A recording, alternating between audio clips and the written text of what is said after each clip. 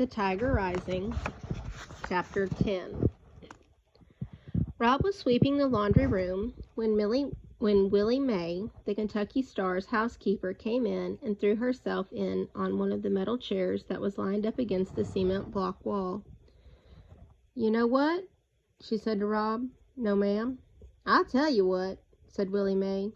She reached up and adjusted the butterfly clip in her thick black hair. "I'd rather be sweeping up after some pigs in a barn than cleaning up after the people in this place. Pigs at least give you some respect." Rob leaned on his broom and stared at Willie Mae.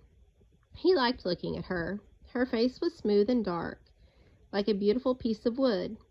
And Rob liked to think that if he had been the one who carved Willie Mae, he would have made her just the way she was, with her long nose and her high cheekbones and slanted eyes. "What you staring at?" Willie Mae asked. Her eyes narrowed. "What are you doing out of school?" Rob shrugged. "I don't know," he said. "What do you mean, you don't know?" Rob shrugged again. "Don't be moving your shoulders up and down in front of me, acting like some skinny old bird trying to fly away. You want to end up cleaning motel rooms for a living?" "No," Rob shook his head. "That's right. Ain't nobody wants this job. I'm the only fool Beauchamp can pay to do it." "You got to stay in school," she said, "else you'll end up like me." She shook her head and reached into the pocket of her dress and pulled out a single cigarette and 2 sticks of 8-ball licorice gum. She put one piece of gum in her mouth and handed the other one to Rob, lit her cigarette, leaned back in the chair, and closed her eyes.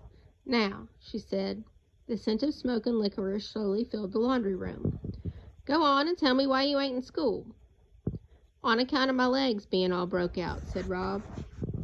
Willie Mae opened her eyes and looked over the top of her glasses at Rob's legs. She said after a minute. "How long you had that?" "About 6 months," said Rob. "I can tell you how to cure that," said Willie Mae, pointing with her cigarette at his legs. "I can tell you right now. Don't need to go to no doctor." "Huh?" said Rob. He stopped chewing his gum and held his breath.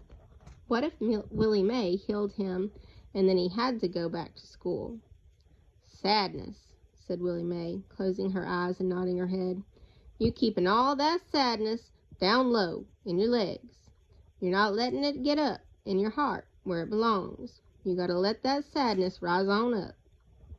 "Oh," said Rob. He let his breath out. He was relieved. Willie Mae was wrong. She couldn't cure him. "The principal thinks it's contagious," he said. "Man ain't got no sense," Willie Mae said. "He's got lots of certificates," Rob offered. "They're all framed and hung up on his wall." "I bet he ain't got no certificate for sense, though," said Willie Mae darkly. She rose up from the chair and stretched. "I got to go clean some rooms," she said. "You ain't going to forget what I told you about them legs, are you?" "No, ma'am," said Rob. "What'd I tell you then?" she said, towering over him. Willie Mae was tall, the tallest person Rob had ever seen.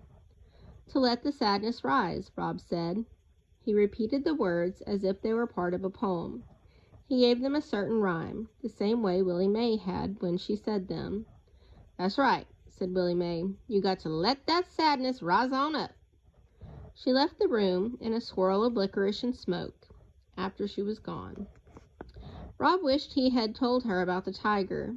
He felt a sudden, desperate need to tell somebody who wouldn't doubt him, somebody who was capable of believing in tigers.